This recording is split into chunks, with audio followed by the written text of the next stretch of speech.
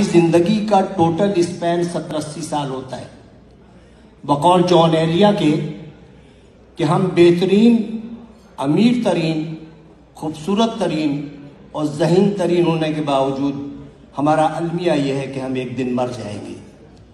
ہمیں یہ سوچنا چاہیے کہ ہم تمام دنیا کی نفرتیں ایک دوسرے کے ساتھ اسی دنیا میں چھوڑ کے جائیں گے، اور جو ہم جس اولاد کے لیے بہت زیادہ کرتے ہیں وہ اولاد ہمیں تھوڑے دن بعد دیوار پہ لٹکائے گی، اس کی اولاد ہمیں اسٹور میں رکھ دے گی، اور جب چوتھی نسل آئے گی تو ہم گاربیج کر دیے جائیں گے۔ ہماری دنیا میں اتنی حقیقت ہے اور اتنی حیثیت ہے، میں دعوے سے کہتا ہوں کہ اس محفل میں بیٹھے ہوئے 10% لوگوں کو بھی اپنے دادا کی شکل یا پردادا کا نام یاد نہیں ہوگا۔ یہی کچھ ہمارے ساتھ بھی ہوگا۔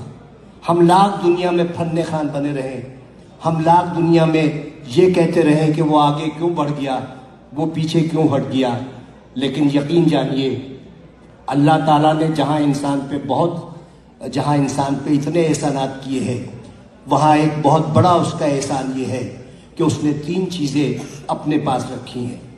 وہ چیزیں یہ ہیں کہ میں جسے چاہے عزت دوں، جسے چاہے ذلت دوں، میں جسے چاہے زندگی دوں، جسے چاہے موت دوں، اور میں جسے چاہے رزق دوں اور جسے چاہے مفلسی دوں۔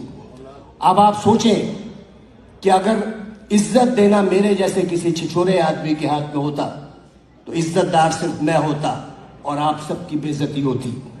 اگر رزق دینا میرے جیسے کسی آدمی کے ہاتھ میں ہوتا تو میرے گودام بھرے ہوتے اور آپ سب بھوک سے مر رہے ہوتے۔